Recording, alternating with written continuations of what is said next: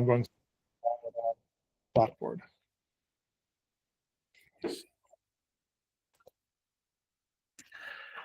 All right, so for the end of chapter 9, if you think back to what we were looking at when we were doing all the other types of z-scores and whatnot, we did the basic ones with mean and standard deviations, and then we did the proportion ones.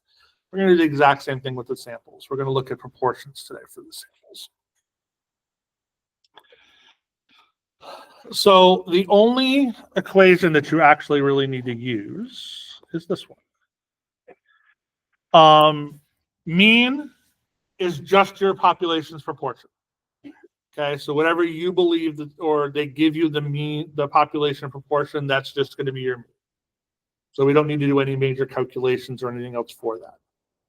Your standard deviation, if you look, it's the exact same standard deviation as it was before for proportion, just p times 1 minus p, except this time we're dividing it by n. That's the sample size, like we did for the standard deviation on the ones we talked about on Monday. We found the standard deviation, we divided it by n. Yes? Is that standard deviation? No, it's actually standard deviation. It's like, remember the X bar that's on the bottom of them? That's just the p hat for proportion. So, in all honesty, you don't even have to worry about like writing. The symbols won't matter as much when you're doing it out. Yeah. And a sample size, yeah. Yep.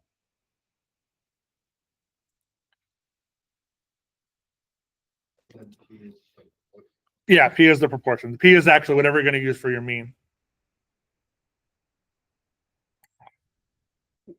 This is literally the end of this, and then we're going to do like 3 or 4 problems. So, huh? It's called p hat. It's a little hat. It just stands for proportion. It's the sample proportion. So that's what I said. The symbols don't. The lettering matters more than like the specialized symbols above them, like X bar and stuff like that. It's just X. Or like all the different things next to the means or the standard deviations. It's just mean and standard deviation. You don't necessarily need to worry about all the little pieces and stuff like that. So. All right. Let's get a problem. How many people like Pepsi products? Only 1, 2. How many people like Coke products? All right. So Pepsi is no longer the number 2 soda. Dr. Pepper is. Yeah, it's Coke, Dr. Pepper, and then Pepsi. So actually, I think Diet Coke is actually above Pepsi too, but if we're just looking at the Cokes or the cola products. All right, so we're going to do the exact same thing we were doing with the stuff on Monday. We need our mean, our standard deviation, our sample size, and then we can find our z-scores, and then we're going to look at the tables to find our answers. Okay? Z-table. The other person that's teaching statistics in this class left a whole pile of z-tables over there. So in this case, they're saying that they believe the population it's a 50-50 split between Pepsi and Coke. Okay, so that's my mean is 0.5. That's my proportion. So that's that piece there. Okay, notice I'm not putting the p hats and all that other stuff. It's just the mean is 0.5. My n, my sample size, is 400. Now we need to find our what? What's the other piece of information I need? I need my standard deviation. So it's the square root of p times 1 minus p over n.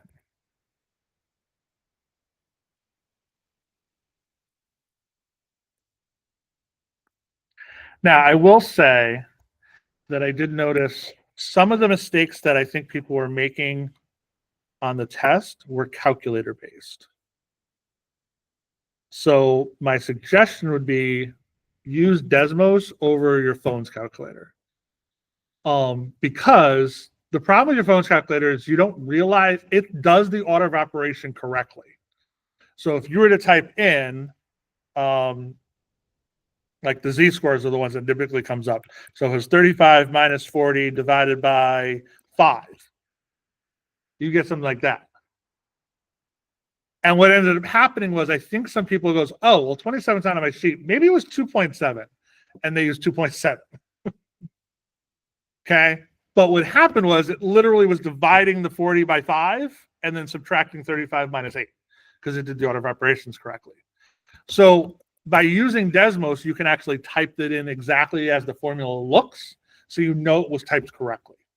So I would suggest using Desmos over your phone calculator. You can download the Desmos app or to go to the website on your phone. It'll work the exact same way if you don't want to have it on your computer. So if you literally go to the website Desmos, it's going to be the exact same as downloading the app. So you don't necessarily have to download the app. Although space isn't an issue as much as anymore on people's phones. So 0.5 times 1 minus 0.5 divided by 400. And there is my standard deviation. And notice that looks exactly like the formula that I was doing. Okay. Desmos, D-E-S-M-O-S. If you go to website, it's the scientific calculator from the list.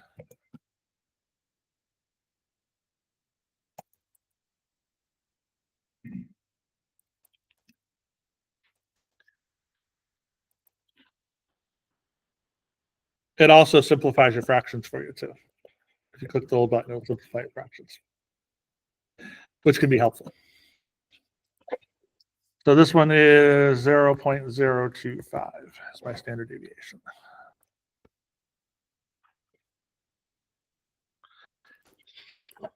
I will tell you, Desmos is an amazing calculator for any math classes or any math in general.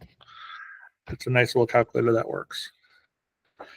All right, so we have our mean, our standard deviation, our n. The only way for us to find the probability is to look at my z-table, which means I need my z-score. That formula hasn't changed. It's the exact same formula we've been using all along. So z is your x minus your mean divided by standard deviation. So in this case, my x is 0.44 minus 0.5 divided by my standard deviation.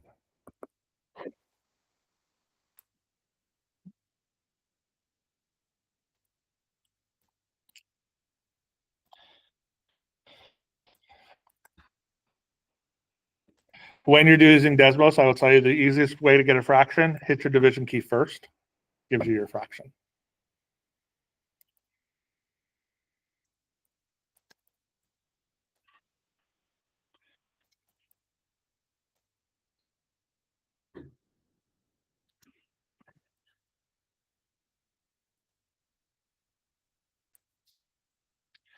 So we get our z-score of negative 0.2 or 2.4.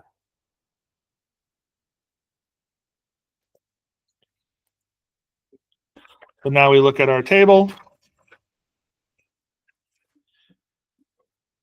That seems to be the positive version of it.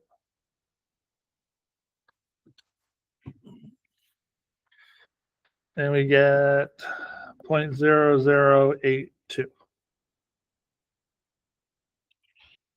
The last thing you have to look at is that what I'm looking for?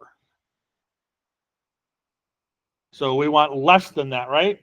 And that number that we get is always the less than, so that is the number I'm looking for.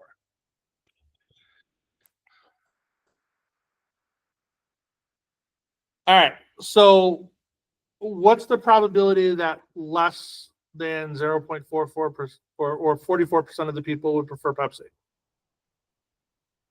0.8%, so really, really low chance, right?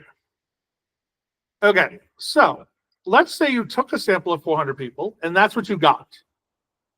That only 44% of the people like Pepsi. What would you say about your outcomes? So you did a sample. You took a sample of 400 people, and only 44% of the people liked Pepsi. So what would you say about that?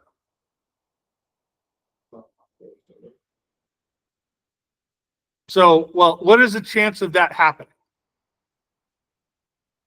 Well, we just found out, right? 0.8%, right? So if you got that and that happened, that might be an unlikely outcome, correct? So if you got it, what would you probably want to do? Yeah, do it again. Like figure out like maybe what I found was an outlier. Okay. So the next step that we're going to look at, and we're not going to go into this in depth today, but remember we had two different types of statistics at the beginning. We had the descriptive statistics, which is your mean, modes, median, standard deviation, those type of things that we've been using. And then we have, and actually all this is descriptive, even looking at percentages and stuff. And then we have inferential statistics, which is using this to determine something else is true or not. So we've now got a percent that says this is an unlikely occurrence. But what happens if you get it 2 or 3 times? It's not unusual, right? So then maybe there's something else wrong with this problem. We made an assumption at the very beginning of this problem. What was the assumption that we made? That it's 50-50, right? Maybe it's not 50-50. Maybe my hypothesis, my initial assumption was wrong. That's the next steps that we're going to start actually going into, is we're going to be looking at what would happen if this was not true. Like we've now made a hypothesis, we've tested it, and it's come out to be that something's wrong with that.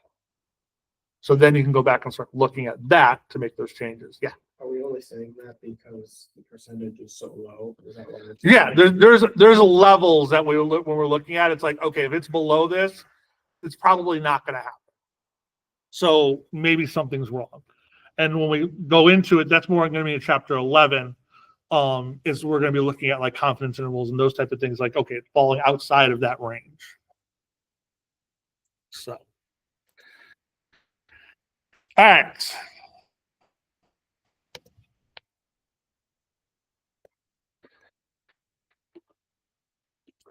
Suppose a sample of 500 is used to estimate the fraction of voters that are in favor of a particular candidate.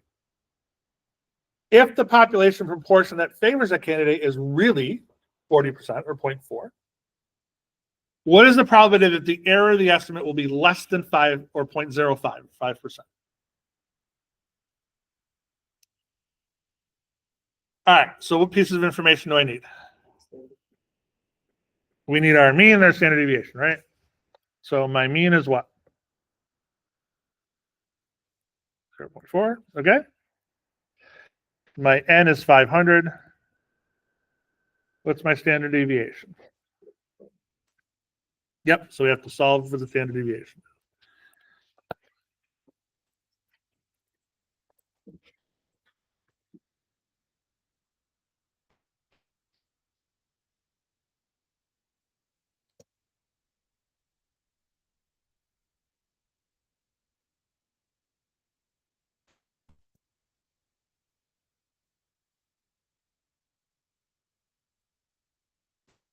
first 3? Huh? Go 3. So 0.022.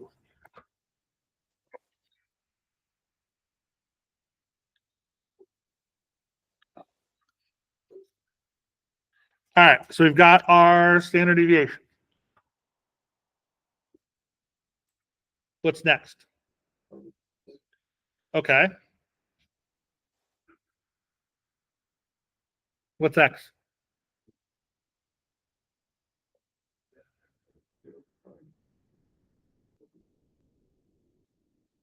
Okay, so do we want to know that the chances of the candidate having less than 5%? Because that's what you're going to. So if you did 0.05 here, right? You're basically looking at all the way down here. Because that's what it's asking.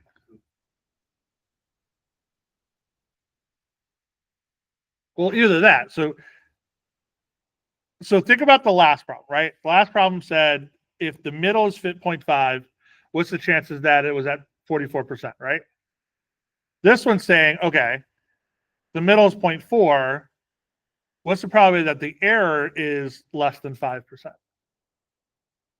So whenever you look at all those polls and everything else, and basically any kind of statistical data, you'll always see something underneath the poll.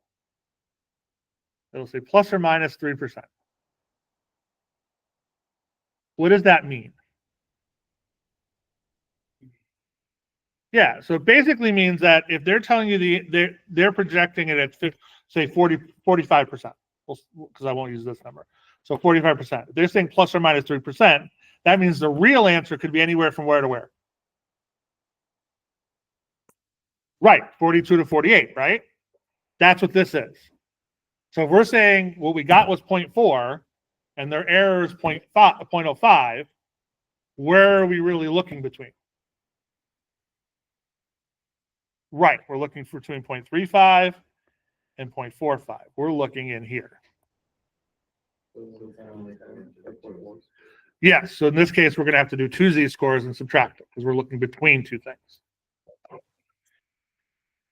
But these are symmetric, right? So that means the z-scores should be what? They should be the same, 1 plus 1 minus. So you can choose which direction you want to do, and you'll get the other one.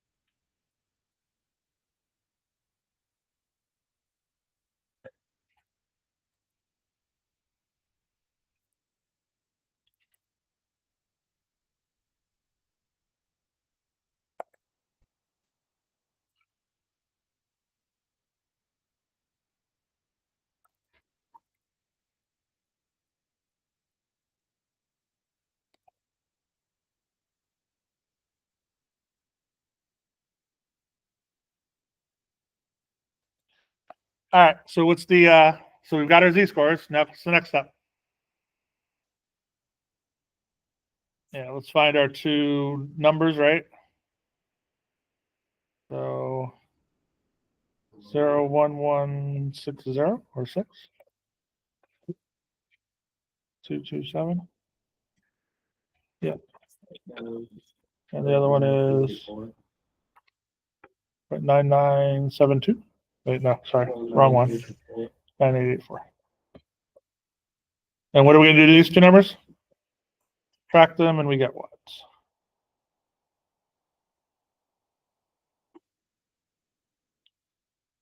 772? No. 68?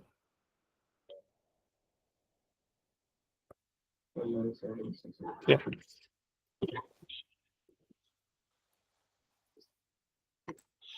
So there's a 97% chance that the real answer or the real proportion is somewhere between 0.35 and 0.45.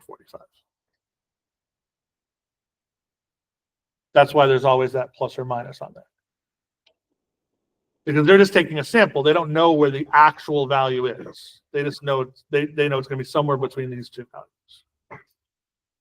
All right, so most polls say plus or minus 3%, right? So in this situation, what numbers would we have looked between if we did plus or minus 3%? Yeah, 37 and 43, right? All right. Does anybody remember the number of people that I said you need to ask to get a good? Huh? Well, anything over 30 is going to give you a normal curve, But if I want to get a good idea of what like the population thinks, how many people do I need to ask?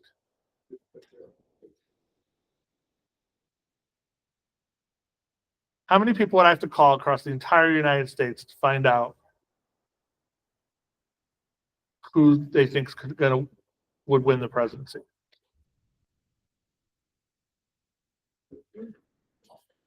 It's a lot more. A lot more. But for some reason,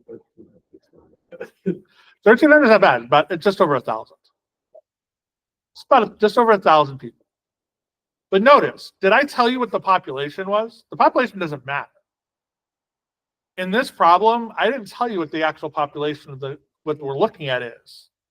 Okay? The sample size matters, but the population does not. So if we look at the same situation, but we make our number the and 1,000.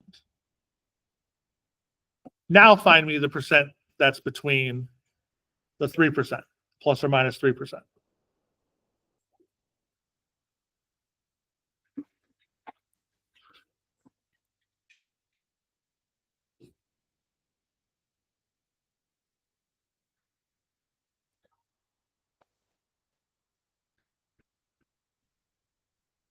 Okay, that's on one side.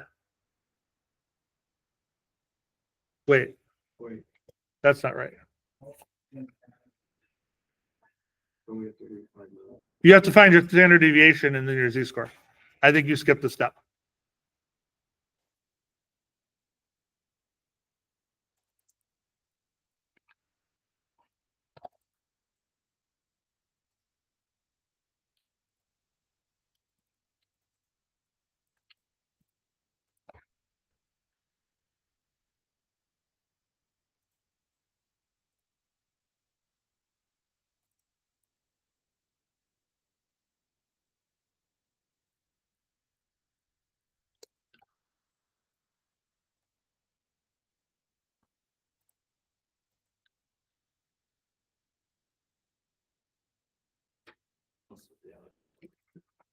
Yeah.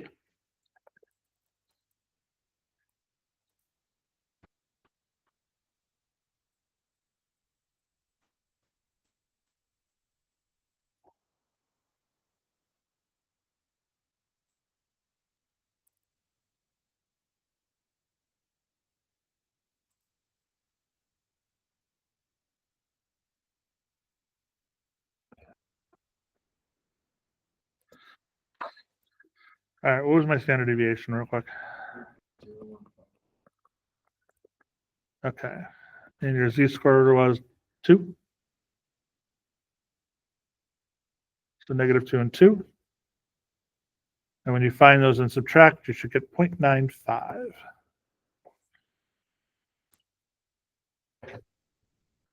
So if I ask 1,000 people, I have a 95%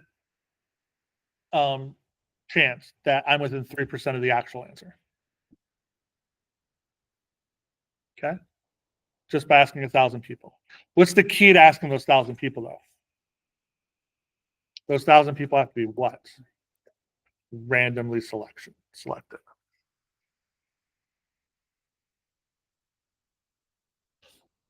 Okay, that's the key. They have to be randomly selected. All right, let's look at one more.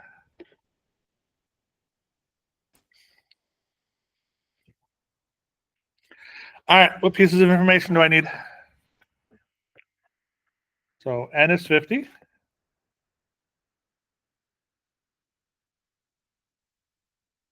Yep, P is my 80%, which is my mean. I need to find my standard deviation now.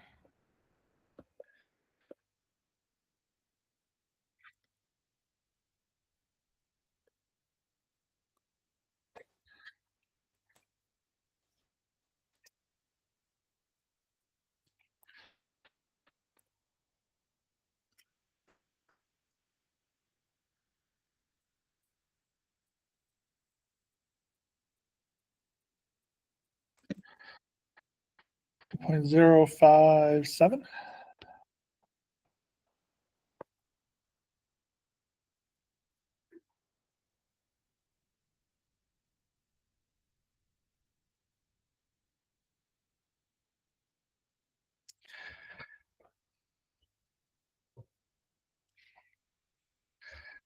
The other thing to remember when I was looking at your test, like standard deviations can never be negative.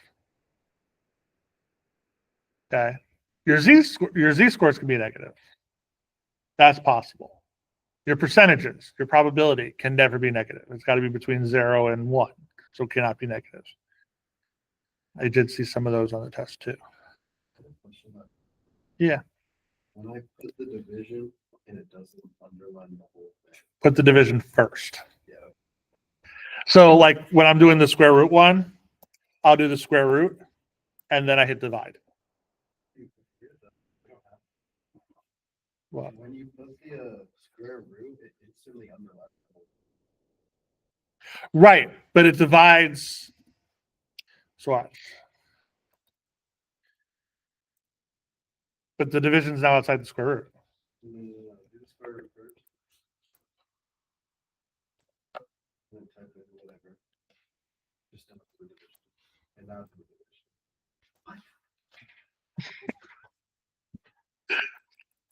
I've used it a lot longer.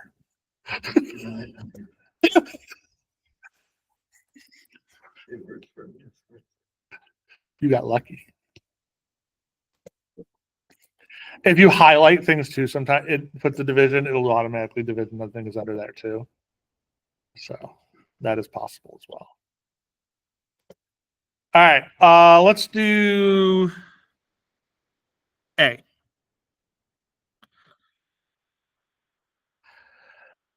So my X is going to be what?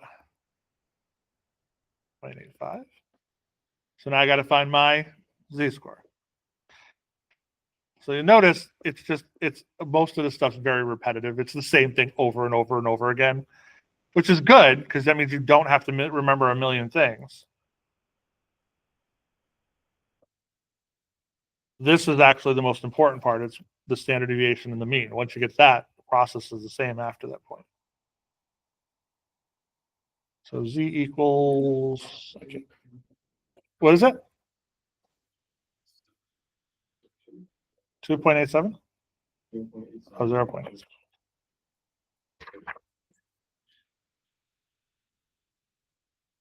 It's 0.807. Okay. And then 0.8. 9. Oh, wait, sorry. Yes. Yep. That's right. All right. Is that the number I want? We wanted at least 85%, right? Which means we want greater than that. So we have to do the 1 minus this. 0.1921.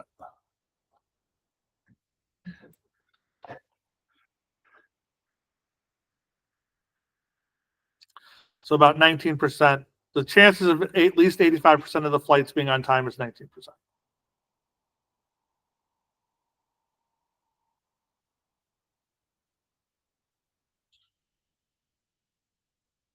All right. What is the key piece to everything we've talked about so far?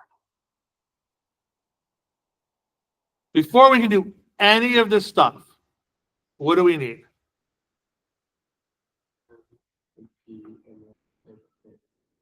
Before we even have those,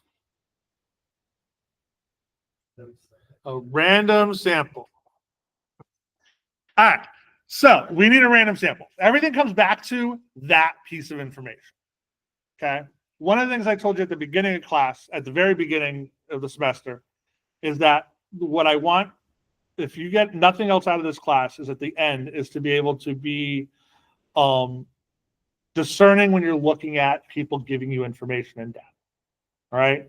So there's lots of information, there's lots of data stuff out there, and people will take that information and come up with answers with it. But if they're not getting that random sample at the beginning, all the data is garbage.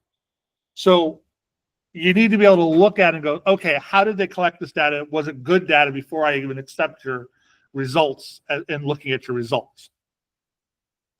So when we're looking at this type of stuff, There's other ways that we can sample. Right now, we've really just talked about taking random things. Like, how can we do this and be able to eliminate some of those biases? Remember that we want to be able to make sure that we're representing the population accurately. So let's look at a few different ways of sampling. The first one is a judgment sample, aka I just pick and ask whatever, take whatever data I want. Is this random? No. And if somebody does this and uses this data, the actual results are worthless. It means nothing. Okay? Even if they're an expert in the field. Right? An expert in the field does not mean that their picking is random. So since this is not picked at random, this is not, you are not able to do your statistics and your probability and stuff with it. Okay.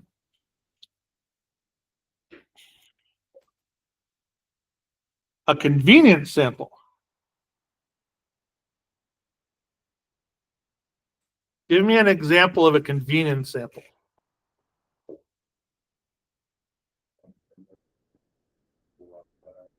Yeah. Okay, just literally having people walk by and you ask them a question. What's another great example of a convenience sample? Huh? Yeah. Can you take the survey at the end of all calls? Yeah. We're not going to give you anything for it. We just want to take more of your time. Any type of online internet polls, all convenience. They're not scientific in any stretch of the imagination. They're all convenience samples. Even if they're censored. Because you're picked randomly and asked to fill it out, that's different. But if they're just sending it out to everybody or it pops up in your feed and stuff like that, that's not random. That's a convenience sample. So like Nielsen is one that does a lot of polling and everything else like that. And they'll randomly select email addresses from their database to send things out to. And like those are more random. That kind of flows into what we were talking about on Monday with that one example where with the marketing class where they were sending it out. So the people they chose was random, and then the people that submitted it back gave them some information. But as we saw, there was issues with that. Okay. So a convenience sample is not random. The data collected from it is not viable for statistics and probability calculations. A systematic sample.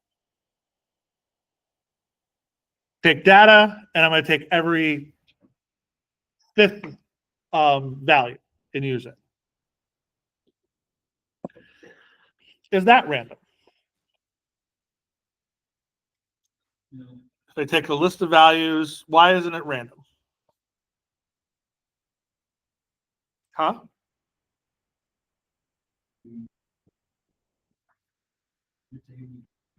So if I went through this room and I counted and I picked every third person I counted and asked them a question, why is it not that random? Yeah.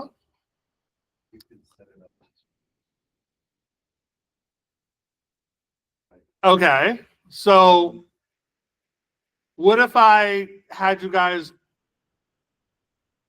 randomly place yourself around the room and then I did it? So I had no say in where you were sitting. Well, if I was only looking at this population of this class, it wouldn't be a convenience at that point. Yes, it's nice because you're all sitting in my room. So the key with the systematic sample is the data, how is it started? Okay. So for example, if I wanted to look at, let's say I was looking at my store and I was looking at all my sales data and I had it listed by date. Okay, from the first of the year all the way through the end of the year. and I picked every 7th sample, every 7th data point. Is that random? Right. Because a week's 7 days. So if I picked every 7th one, I'm going to get the exact same day of the week every one, right? So that's not random. What if I took all the dates and I randomized them, and then I took the 7th one? That would be random. So the difference with the systematic sample is it's not the problem of choosing every X number, whatever value. That's fine. It's the initial setup of the data that you're choosing from. If there's order to that data, then it's not a random sample. If the data is randomized, then it is a random sample. Okay, it'd be like taking the every third card out of a deck that's in order, as compared to taking the third deck card out of the deck when it's shuffled. Okay, one's random, one's not. So a systematic sample can fall into either of those cases, and this is one of the harder ones because you have to understand how they originally set up that data.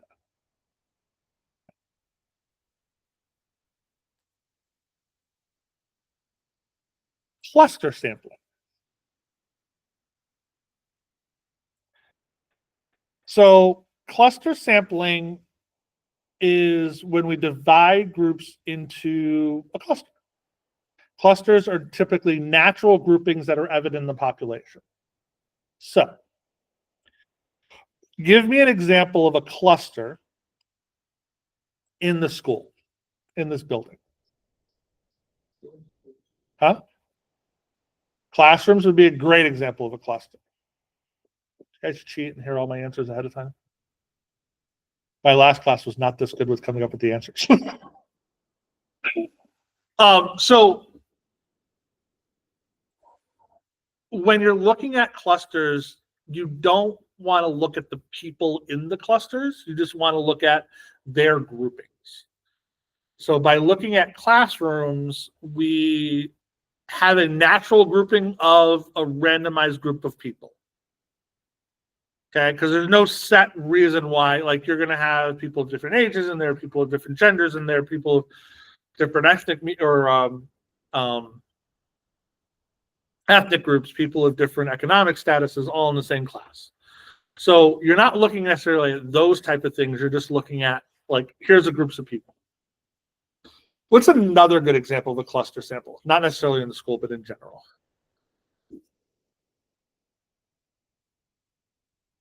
Geographically can run into some issues, but we'll talk about geographically in a minute. That's kind of what the geographical rate, I believe, she was going with. Huh? Yeah, sports teams could be one. Huh? Ages runs into the same problem as geographical. We'll talk about ages in a minute. So there's a cluster sampling, and then there's the next one that we're going to talk about, and they're very similar. And a lot of the things why I'm asking the question again, because these are the answers that I wanted. A lot of the things kind of lend itself to the next one. Another good example of cluster sampling is blocks, like in a neighborhood. So if we look at different blocks, we can segregate them that way again. The last type of sampling is known as stratified sampling. If you've ever taken an earth science class or geology class, things like that, things like the rock, the strata, and the rock, the different groups. This is where your geography comes in. This is where your different age ranges comes in. This is where your genders come in. This is where your race, your political party, all that type of stuff can come into this. Yes. Strata means different subpopulations, grouping. Typically, like I said, you normally hear it in like geology or an earth science class. If you look at a rock or a rock face, you'll have the different layers. Those are called stratas. And they're typically laid down by different time periods.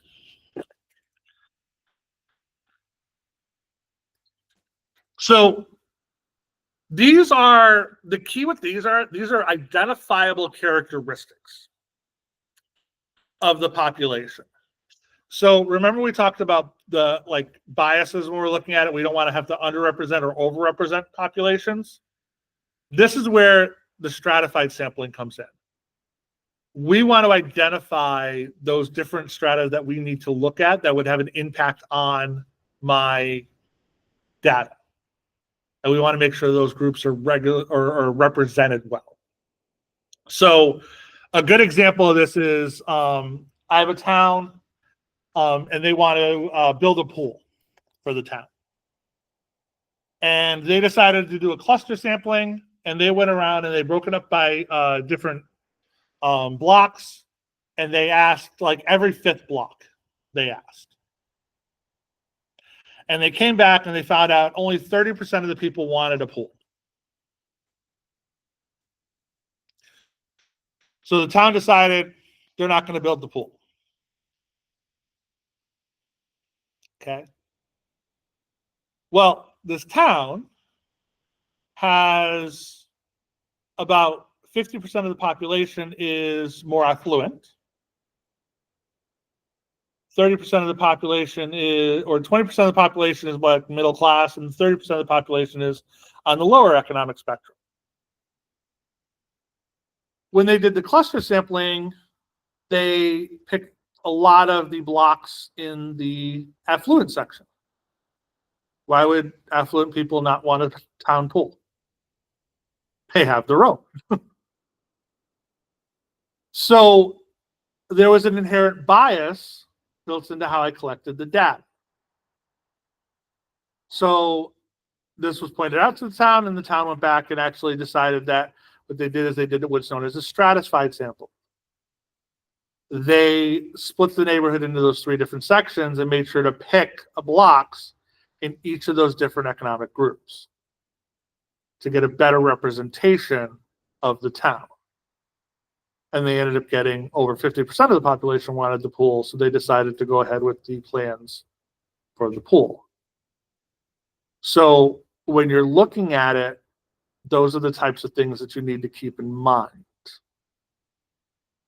on how you do it. So cluster sampling, even random samples or the systematic sampling, those are all great and they work really well. Stratified sampling helps you break out those biases and looks at them to make sure that you're not underrepresenting or overrepresenting a certain population that you're studying. So stratified sampling is not necessarily an individual method. It's a method on top of the other methods.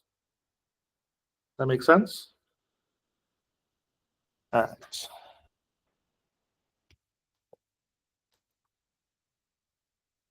All right, read the problem.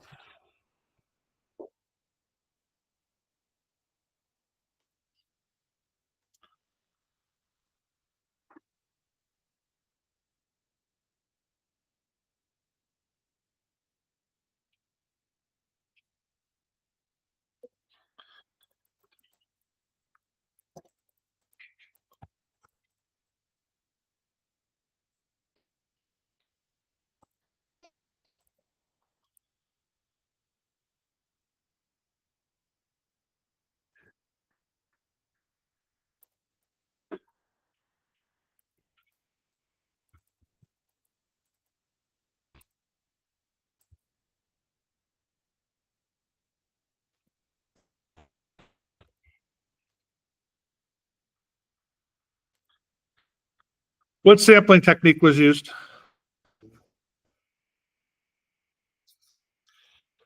Why is it a convenient sample?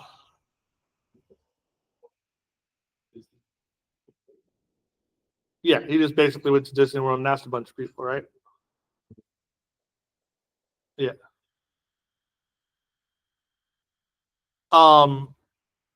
So was this a good collection of data for a statistical survey? No. So is the survey responses valid? Yeah, those are correct survey responses, but that's about as far as you can go with them. What biases might be presented in the responses? Huh? So would people that live in Florida be overrepresented, underrepresented, or underrepresented in this situation? Huh? I said under one question mark. All right. What type of population would they be? What population is he looking for? They were looking at, his statement was Orlando residents, right? Okay. So if he's asking a bunch of people at Disney World, is he overrepresenting or underrepresenting people that live in Orlando? Why over? Who said over? Did anybody say over? Okay, why under? Who said under? It's so specific. Like, 'cause I feel like if you're going to Disney World, then your income might be pretty good. Okay, but we're not talking about income yet. Are we underrepresenting or overrepresenting residents of Orlando? Why? People from all over the world. They're not- Yeah. If you lived in Orlando, are you going to Disney World on a regular basis? No, you might work there, but you're probably not going to Disney World on a regular basis. So they're probably not getting a ton of Orlando residents in that respect. All right. What other biases are there? Huh? Okay, and income.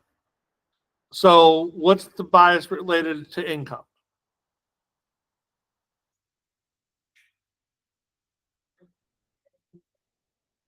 Okay. So would the people who have more money favor the income tax or not favor the income tax?